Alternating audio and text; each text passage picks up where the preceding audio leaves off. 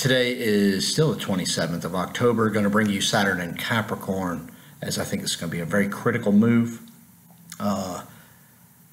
In that it's going to add to and cause you to have to mature rapidly in this process of the evolution of not only the world itself and your world, but the physical world that we exist in. Pluto went into Capricorn in 2000 and later 2008 for good in 2009. Well, Saturn's coming on the 19th of December, and it's going to be an interesting time because there's going to be a bunch of planets wanting to come into Capricorn at that time, but the major aspect will be the transit of Saturn back into its sign of Capricorn, the last of the Earth signs. With Pluto and Saturn both there, here's things we can expect. Devastation of any system that's in place that's not good for the world itself, whether it's your world or the world as a whole. And this includes any structure or any entity that's been built and it's for the best of the few. There's going to be opportunities for it to be devastated. War could do this, financial Armageddon, crashes in markets, your ability maybe to not have the things in the physical world that you need or think you need. So the best thing you can do now to prepare for this run of Saturn being in Capricorn, it'll be there for 2.5 years, so from the end of this year all the way into 2020, we're going to deal with Saturn being in Capricorn and us having to deal with the things and the lessons that Saturn brings to us. Now, Saturn is a keeper of the time, and it's the teacher of the lessons on the physical plane, that all things are born, they go through a maturing process, and then they die or move on. We're learning this at a rapid pace when Saturn gets here. Pluto's been showing us and revealing since late 2008, early 2009, of just what hasn't been right. You have to admit, since then, the world has been crazy. We had the financial crisis in late 08, and that's going to come back and haunt us here as we move forward, as this one's going to be way more devastating. Saturn being in its home sign will remind you that there are processes and ways, and there are nature does have a system, and you might want to get way more in line with it now, or you're going to be in some serious trouble. Pluto's going to be in the later degrees of Capricorn, so Pluto's the destroyer and then the bringer of rebirth, so it's death and rebirth, and it's going to now make you or get you to realize that there are systems and things in place that maybe even you bought into that aren't going to work. Well, Pluto and Saturn here are going to help us both, help us all figure out just what does work and what doesn't work. So a lot of people are feeling pretty good about their ability to feel and holler and scream and be forceful, but in these next couple of years, that's all going to end, as the way nature works and the way things work are going to be come back in line, and there's going to be a lot of things that people are going to have to back up and just learn to appreciate. So gratitude and respect and having the ability to be responsible is what's going to be necessary here. You can't look to be on the dole. You can't look for others to save you, so to speak. You got to save yourself here, and this is a critical time, as Saturn says that you got to do your part, and if you don't, your part will be done for you by others, and they're going to come in and make you do your part. So my thing in all of this has been to be aware, be respectable, be responsible, and become the most that you can be. Don't wait for somebody to save you or take care of you or look out for you or be your answer. What do you want? Who are you? What matters to you? All this needs to come out.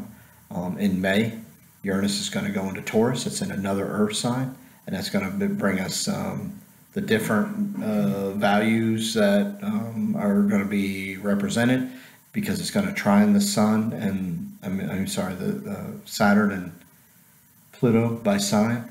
I think that we're going to see new monetary systems continue to develop. One will pop at the end of the 7-year run that Saturn, so by 2025 we'll know what that's going to be.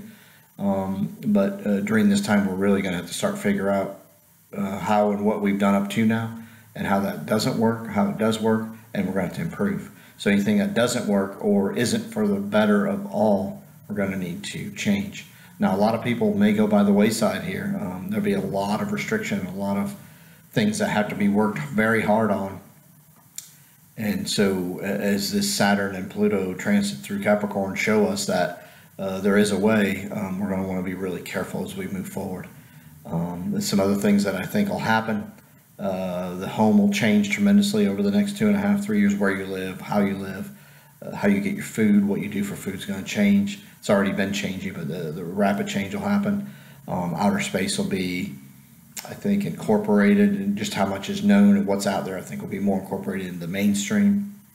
With Saturn, Pluto both here, we're all going to have to deal with maybe less, but in the end, we're going to have way more, and we're going to see that, but we're going to have to fight for what we want, or to battle for what we want. So know that's going to come with Saturn and Pluto here.